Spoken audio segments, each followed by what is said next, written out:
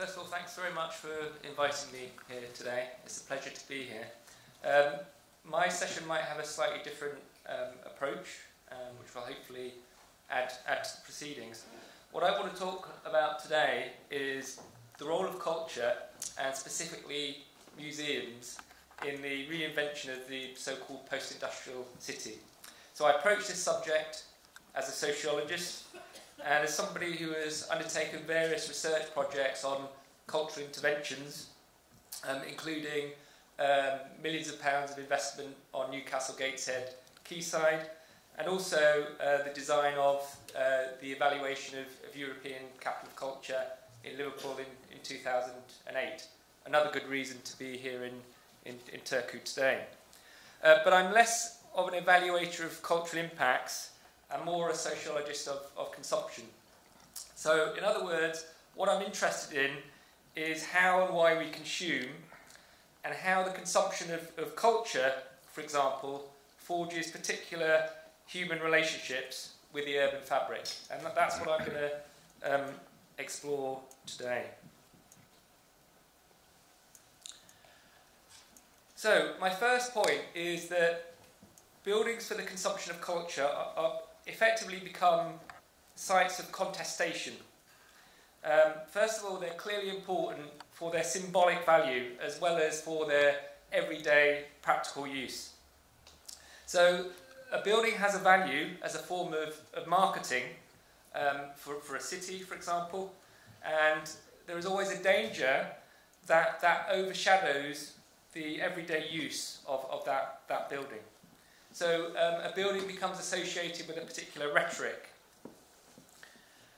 So that all buildings become more important, arguably, as signifiers than as physical structures that fit into the urban structure. And this is sort of an idea that sort of underpins what I want to say today.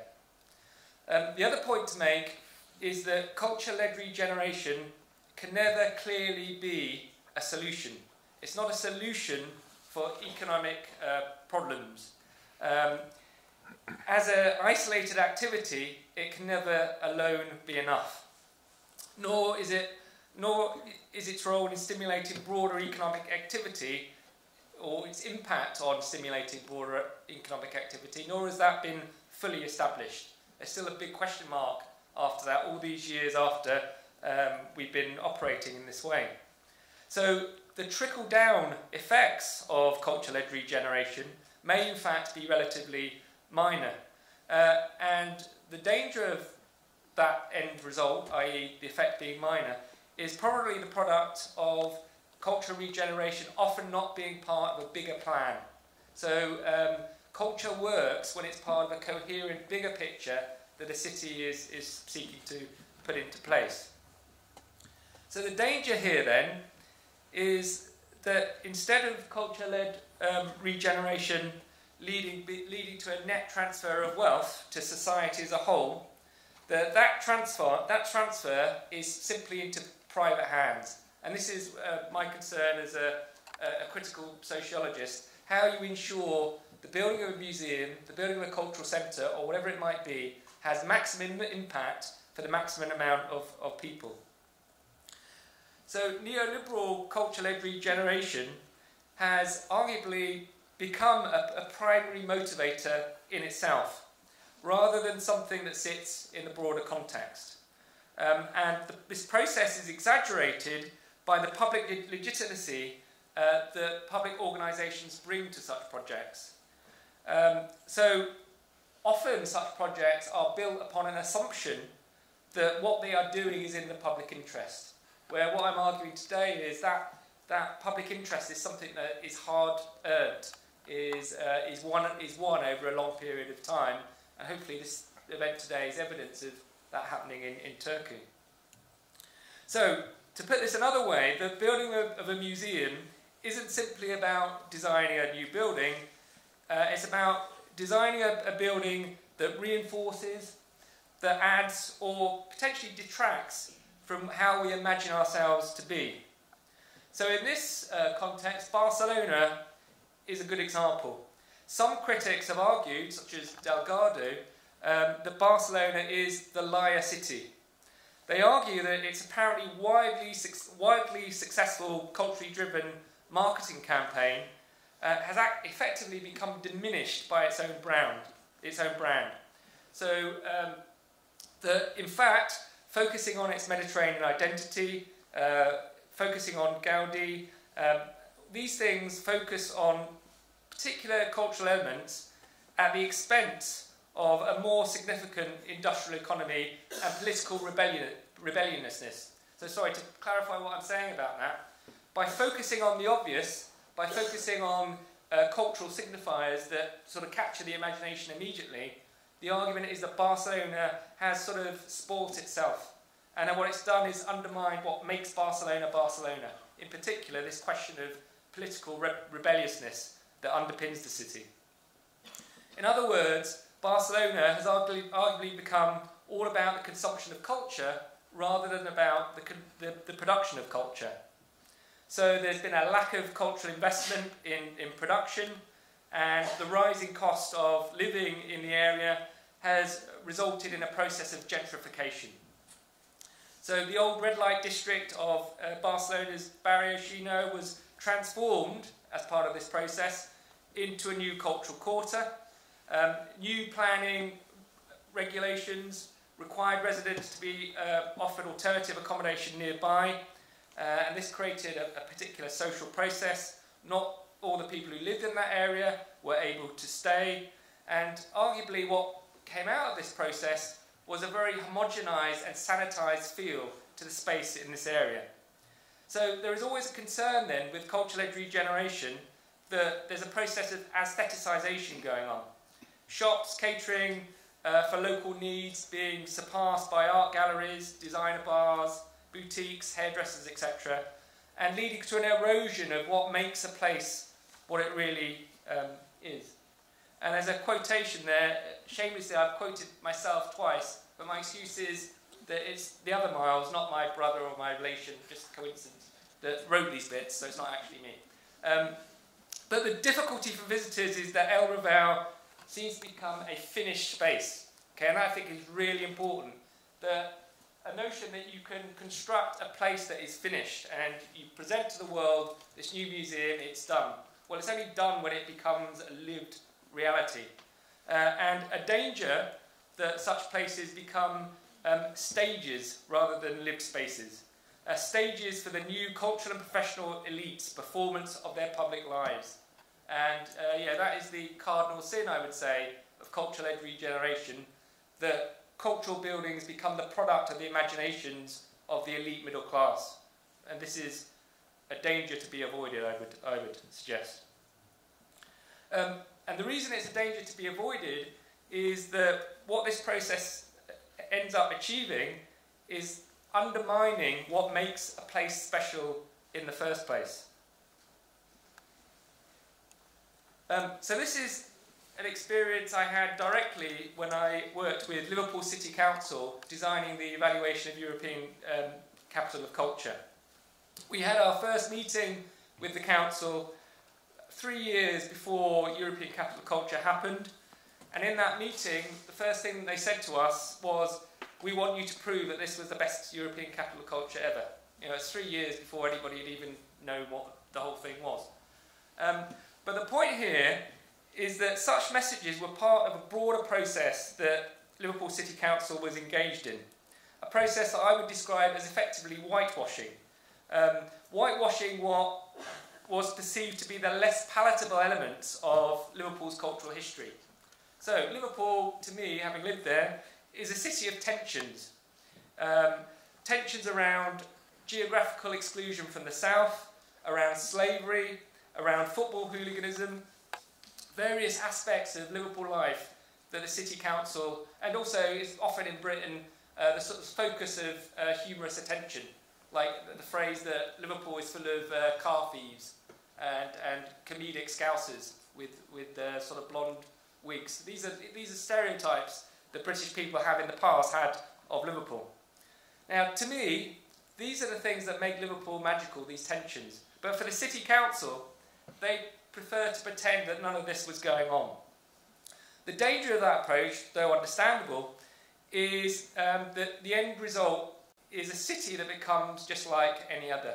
So this notion that you can create a world-class city. Well, what does it mean to be world-class? What it means to be world-class is something from within, not something, as is the danger, that you import from outside. So the threat is that the city becomes just another city with global pretensions, and the one that betrays its history in the process, so that what makes it special is lost. When the past needs to be remembered and embraced, and the number one part of that process is a recognition that cities are arenas of struggle. They're not these false places of ideal existence that we tend to present. So what these developments allegedly demonstrate is an emptying out of memory and of history. So that the potential for meaningful activity in social space are being redefined through architecture in a way that culture then becomes instrumental and stifled. It's great, the idea of having a cultural centre of whatever description, but only if it's imaginative and creative of the place, rather than being this sort of stifled instrument of economic and cultural activity. So the concern here is that culture, and in particular heritage, can only be packaged in this context, within this model, in a user-friendly way that is ultimately, inevitably artificial. So this is the challenge, to prevent that artificiality. The danger is that our urban fabric is so overpowered by space that it effectively becomes themed by culture. The real city disappears from view in favour of a themed view or a themed version of itself. And that this is what city museums in particular should surely avoid, a sense that they become a sort of cliched version of themselves. And I'll sort of describe what I mean by that now. Because an obvious example of this was the Museum of Liverpool that opened in 2011. Now, as I've already pointed out, there are concerns about how Liverpool in the past has been portrayed, a city of humour, of Scouse wit, of the Beatles, etc., etc. And I once attended an architect's talk, the original architect of the museum, and asked him about his plans, what was going to go inside the new museum, and what he said was, basically, yes, one floor is for football and another is for the Beatles. So, to me, what he wanted to present to the world was not Liverpool, but the cliches upon which Liverpool had been built. The cliches through which people understood Liverpool. And now, that's exactly how that museum feels. It feels like a museum of cliches, not a museum of excitement and adventure, but one of, oh, that's what I knew Liverpool was about, and it's not challenged what I thought originally. So place brands then are vulnerable to such cliches, and can only be really successful if they are implemented in a multi-dimensional, integrated fashion that takes account of a place's complexities. So I think that is the real challenge for a museum, to go for, not for the obvious, for the easily consumable, but go for the complicated, go for the challenge, go for something that makes people think in ways they never imagined they would before they entered the place. So the danger to be averted here is of an image being impoverished by standardisation. For example, I say this myself, there's nothing more dangerous than parachuting in experts whose legitimacy are more determined by their expertise than their relationship to the locality. We talked earlier about the need for a participatory approach to constructing this brand, or constructing a notion of a cultural space. Something that I will return to shortly. But of course, in order for a museum to be successful, this success needs to be more than symbolic. The building and what it stands for represents a city, but it plays a key role in how the people of that city perceive themselves, both symbolically and in everyday real life at the same time. Perhaps one way of understanding this process then is to see the people who engage with the museum as consumers that bring to that space particular views or ways of thinking.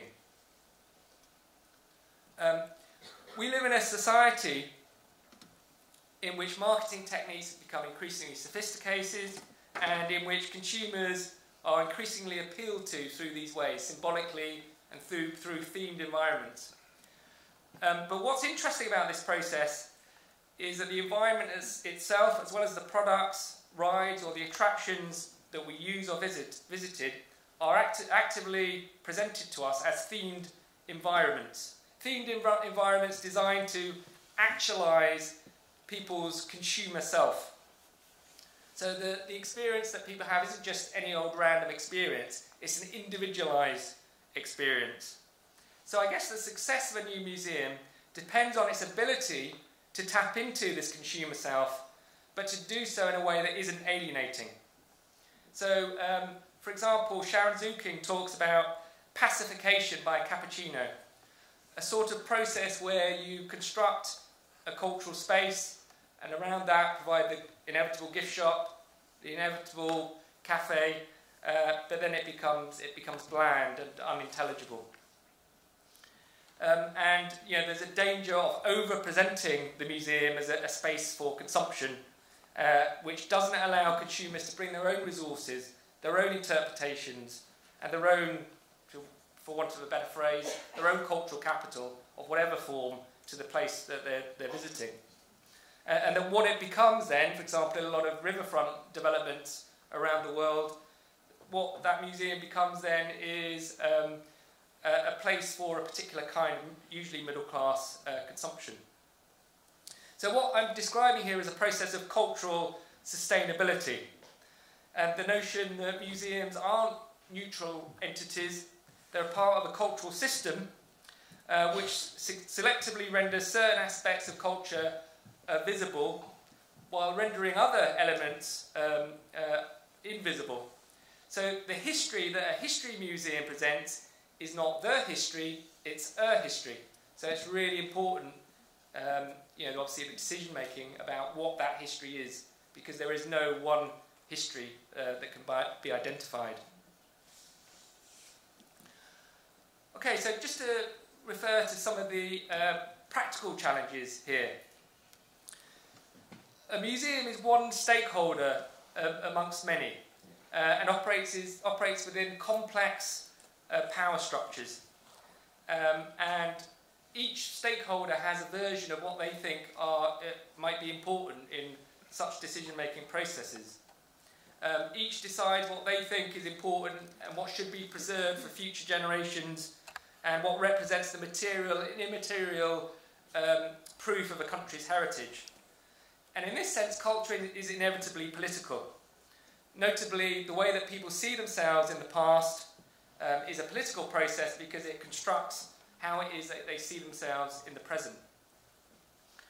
And for this reason, I think it's very important in particular to work very closely with pre-existing cultural venues and museums to help to encourage some kind of an integrated version of what Turku or any other city might be all about. So that version of history is sustainable and is clear as to what should be preserved and why.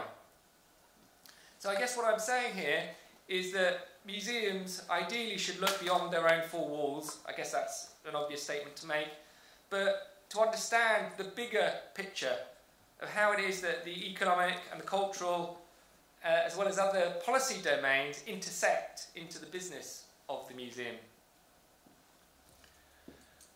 So what needs to be avoided in that sense is an imposition of one version of history that then needs to be assimilated into other versions of history that belong to the local population.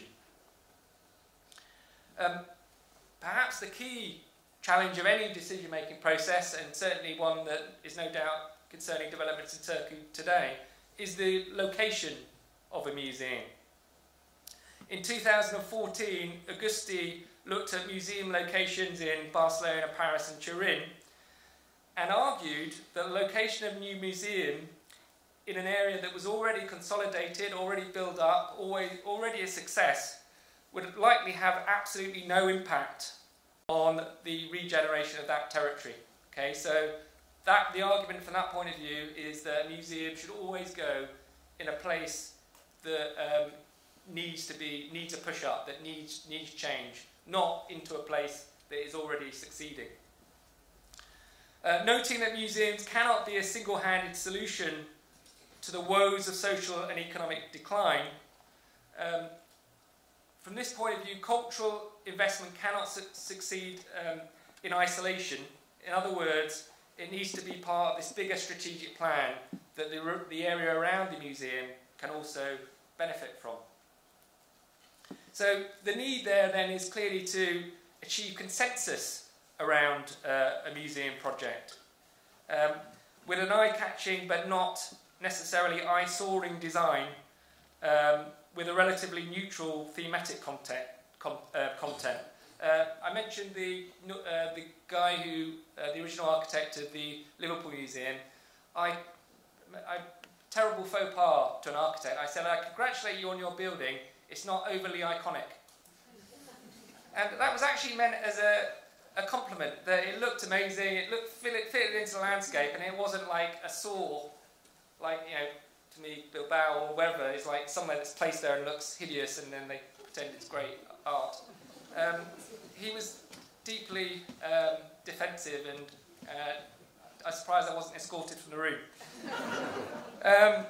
But anyway, there's a need to avoid the over-showy architecture, but also we've talked already about engaging local citizens in the process, and that shouldn't be a defensive process. You know, it shouldn't be a process of silencing criticism actively, but rather about active participation in not only establishing the museum, but then managing it afterwards.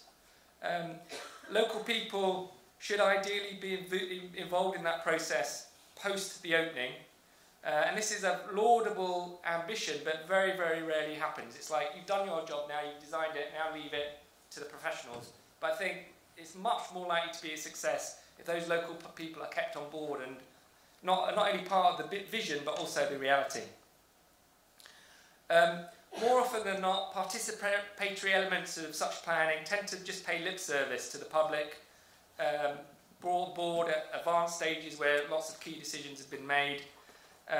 So that effectively what happens is that the interests of the city effectively become identified with non-representative members of the business elite and of privileged social groups.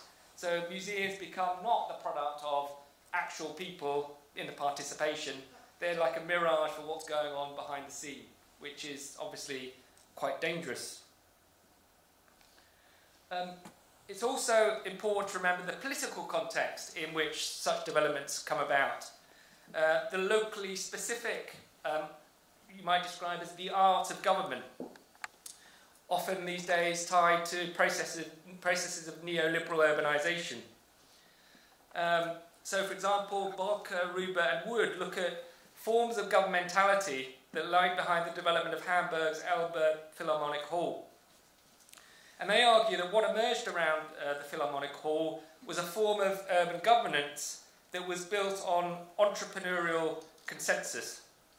But the end product of that was a neglect for the specifics of space. So this was a process, then, again, that was arguably legitimating a particular version of regeneration that was intended, consciously or unconsciously, to vindicate this notion of a mega project, to convince citizens of the virtues of a competitive approach to create this neoliberal vision of success in Hamburg. And in the process created an illusion of harmony, an illusion of a homogeneous community, and effectively used culture as a form of propaganda. I realise now I'm sounding like some kind of extreme Marxist. But hopefully you'll get my point and realise I'm not. But certainly the role of architects, for example, are an example of this process. These starry-eyed architects who bring with them excessive symbolic value to notions of what neoliberal regeneration might look like. So it's in this context that authors such as Sujic have noted that this near ubiquitous place marketing strategy constituted through iconic architecture has created what he calls an architecture of the diminishing. So that basically the more we produce such buildings, the more we homogenise our cities. So one iconic museum could sit in one city, could just as easily sit in another. Another label this has been given is as autistic architecture. Architecture that pretends to have strong relationships to the city, but in reality has no relationship at all. And this is part of a broader process in how we manage cities, from a logic of a logic of democracy and managerialism towards one of the marketplace, and towards seeing the city as a place or a space for entrepreneurial activity.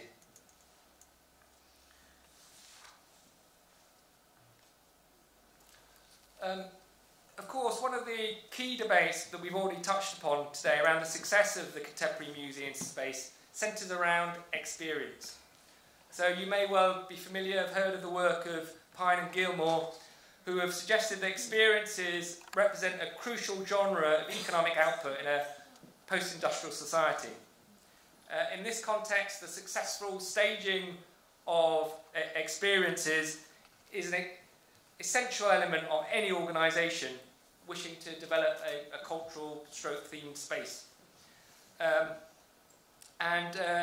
Quotation there, in the emerging experience economy, companies must realise that they make memories, not goods, and create a stage for generating greater economic value, not deliver services. It is time to get your act together, for goods and services are no longer enough. Customers now want experiences, and they're willing to pay admission for them.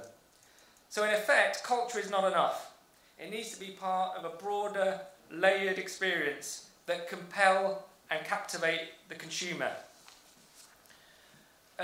Another way of putting that is that successful theming, successful experiences are about allowing an individual to script their own story and to be part of a story that wouldn't be complete without that guest's participation. So in this context, culture for culture's sake has no longer any use. It has to be active, it has to be experiential. Now, Biller looked at how the experience economy developed in Scandinavia, and specifically in Denmark, and argues the concept of the experience economy has been adopted in Denmark in a particular kind of interesting way. So they've adopted Pine and Gilmore's approach to the experience economy in terms of their presentation of culture, and they have done so according to also a model, rightly or wrongly, around the success, so-called success, of Britain's creative industries, which has also been an influence on their model. And also, most ashamedly as far as I'm concerned, they've used the work of Richard Florida on the rise of the creative class. And I'm not going to go on about Richard Florida, but basically they've used these three different approaches to construct an understanding of culture and its role in a slightly different way. And what Biller argues is distinctive about Denmark's approach to cultural policy in this regard is that it genuinely has a broader vision of the role that creative industries can play in the construction of the economy. And it does so through the filter of the experience economy. So it does so, and it sees culture not just as being as a sort of single entity, but one that includes tourism, sport, and other related industry. But obviously there is a dilemma here, as Biller points out, that the experience economy is inevitably given a market value by those wishing to maximise it.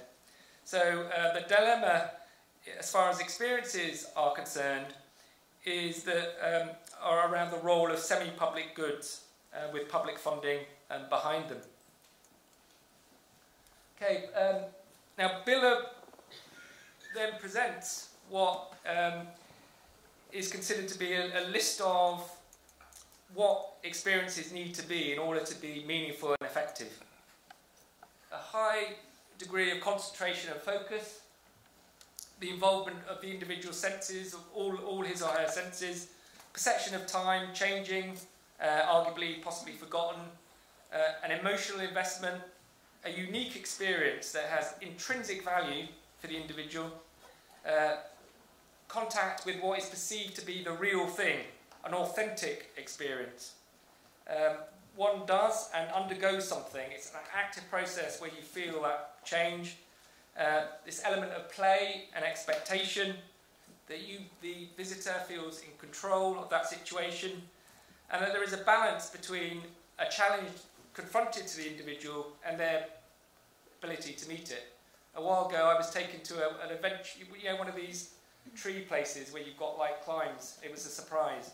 Unfortunately, when I got there, the challenge was a little bit too much, and so I was like, only got half the experience and felt quite bad as a result. But that says more about my masculinity than it does anything else. Anyway, so and also that there is a clear goal, that anybody entering that space knows why they're there and what's going to, not knowing what the end experience is going to be, but knows what what the broad outline might be.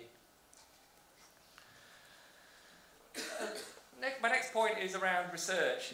Any significant, well-planned cultural development always needs careful research before, during, and after its development. Preferably to avoid Klinsmann's suggestion, and I quote, "Each story of regeneration begins with poetry and ends with real estate." Of course, the impact of culture is notoriously difficult to measure because it's just not possible to identify clearly, to take out culture and say, look, this is its causal effect. Because there's so much going on simultaneously around the city at the same time, you can't just say, this is all down to the museum. But all too often, major culture-led regeneration projects are not grounded upon any kind of rational evidence-based decision, and instead are the product of what Sujic describes as pork barrel politics, a vision of urban change that doesn't look beyond short-term physical impacts and landscapes. So research around culture is all too often about advocacy. It's about proving a case rather than understanding its complex effects. And ironically, even the UK's Office for the Deputy Prime Minister have acknowledged this. Whether they've acted upon it is another question. Regeneration is not simply about bricks and mortar. It's about the physical, social and economic well-being of an area. It's about the quality of life in our neighbourhoods. In relation to the physical, that is as much about the quality of the public realm as it is about the buildings themselves. But I'm not actually sure that these lessons have been learnt. In-depth longitudinal research remains the exception rather than the rule, and assumptions are still being made about sustained social, economic and the distributive effects of significant cultural investments. This isn't about the regeneration of place, but rather about changing people's lives and understanding the role that culture can play in that process. Now, what we might also be talking about here is this notion, my least liked word in the English language, a notion of authenticity. Now, as I mentioned earlier, I did some work on Newcastle Gateshead quayside. It was interesting. I worked with various different stakeholders, all of which were making different crazy demands, city councils, cultural organisations of various description, all of whom funded this in a different way. But overall, looking back, obviously there's a bit of cynical sociologist in me, in case you hadn't noticed. But looking back, what Newcastle Gateshead did with their quayside was, many people have been there, I'm sure some of you have, yeah. What they did was actually a genuine success, I think. My research looked in particular on the Baltic Art Gallery. a good example of using an old industrial building in a successful way, and the Sage Gateshead Museum on the right-hand side. But the success, I think, is to do with the ability of these buildings, and particularly the Baltic, to tap into how it is the people of Newcastle and Gateshead imagine themselves. So in UK terms, Newcastle Gateshead is, and I use that term because that was the marketing term, not so much used now, but they brought Newcastle and Gateshead together as though they were one entity. In UK terms, Newcastle Gateshead is often portrayed as this exemplar of how to revitalise and through cultural-led regeneration.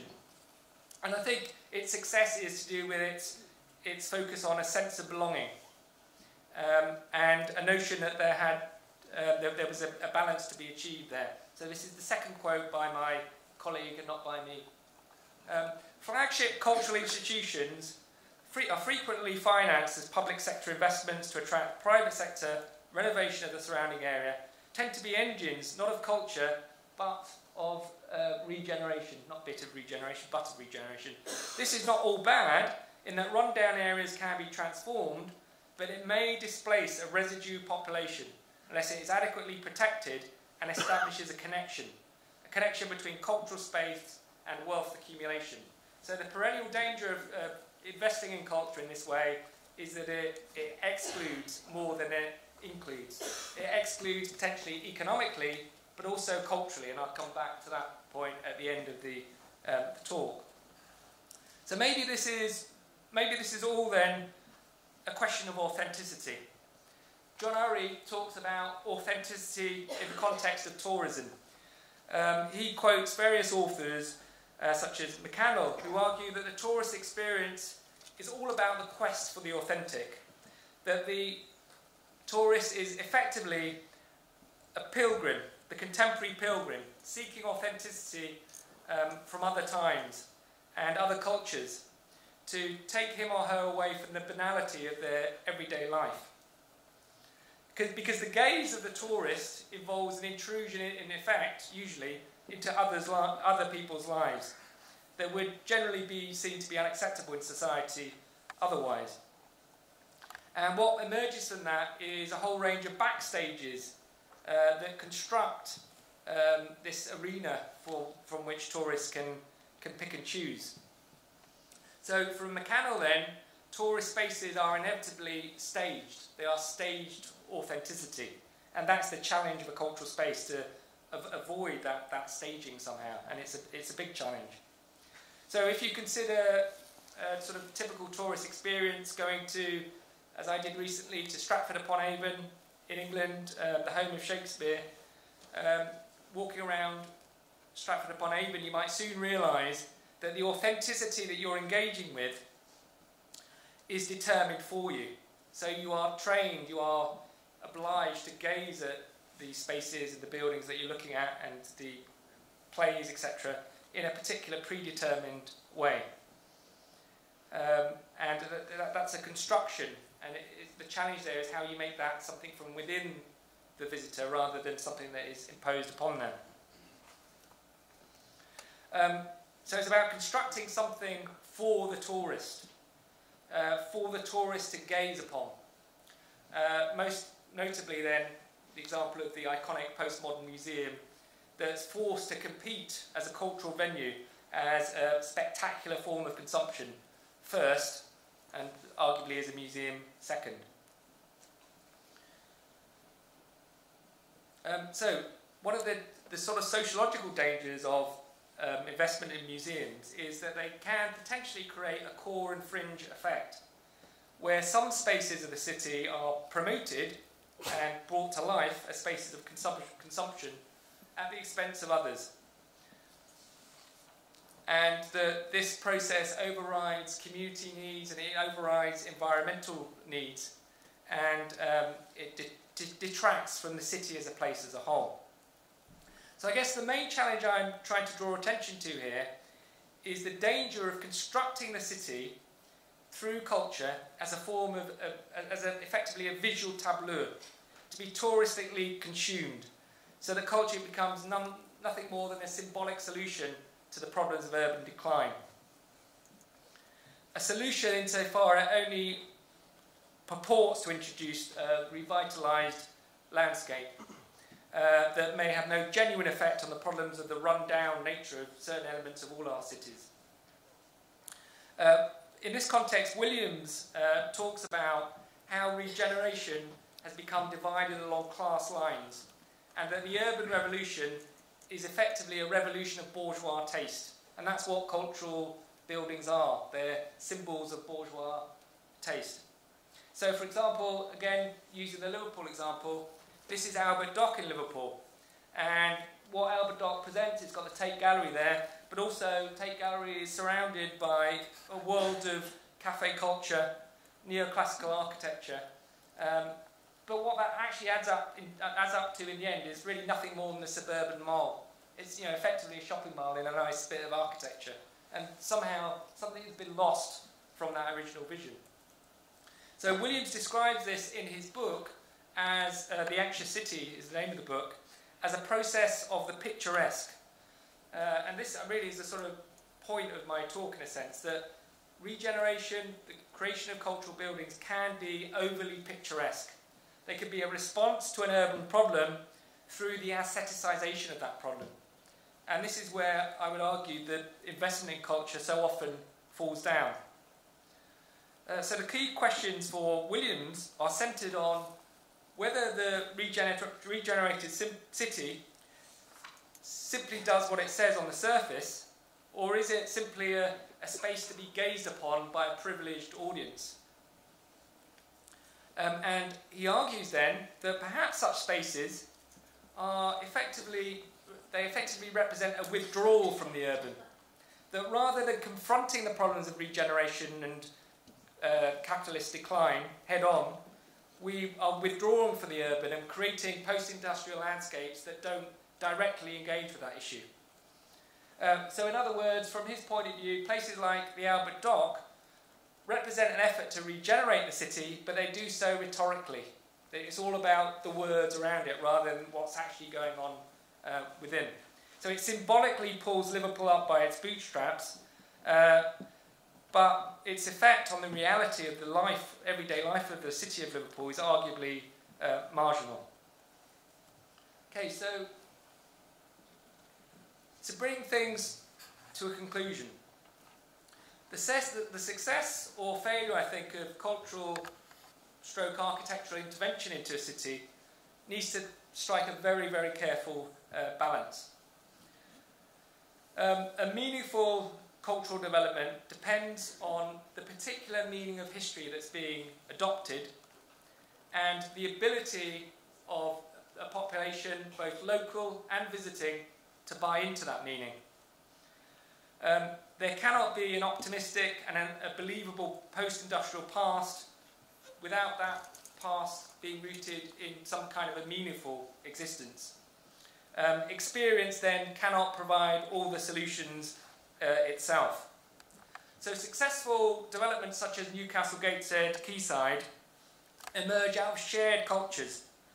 A sense that culture cannot be portrayed or consumed sort of single-handedly, but only must be part of a bigger picture. And part of an industrial change, an industrial decline that belongs to the population. A sense of loss is as important then as a sense of success and achievement. Relating to a museum is about the mistakes of the past as well as the successes. So it's very important then that a building of this kind isn't purely an architectural monument or a cultural imposition, but must successfully negotiate this relationship between cultural history and space. A museum of this magnitude should be a window into a city's soul, not into the soul of its policymakers and its consultants. So I leave you with two final images. This image here is a sculpture that sat at the front of Baltic Art Gallery during an exhibition. Does anybody recognise who the sculptor is? Anthony Gormley, our famous British sculptor. Basically, this is a part of Anthony Gormley's body. I'll leave it to your own imaginations to work out which part of his body it is. But basically, what's happened here is they put this unspeakable part of Anthony Gormley's body right at the entrance of the museum. And to me, what they're saying here is, keep out. If you don't understand cultural spaces, then you do not belong here. Please do not enter. And this is the absolute reality of what all cultural spaces should avoid doing. They're basically saying, you know, if you don't understand this, then you never will, and you're not invited, without even realising. And finally, my last point, something that came up constantly in my research, looking at the impact of Baltic Art Gallery. Everybody generally felt it was a great success, but the phrase that kept coming up all the way along was this: oh, I love that building, it's amazing, but it isn't for the likes of us. So if Turku's History Museum can avoid that damning verdict, then it will no doubt have gone some considerable way to being a genuine success. And at that point I'll conclude. Thank you very much.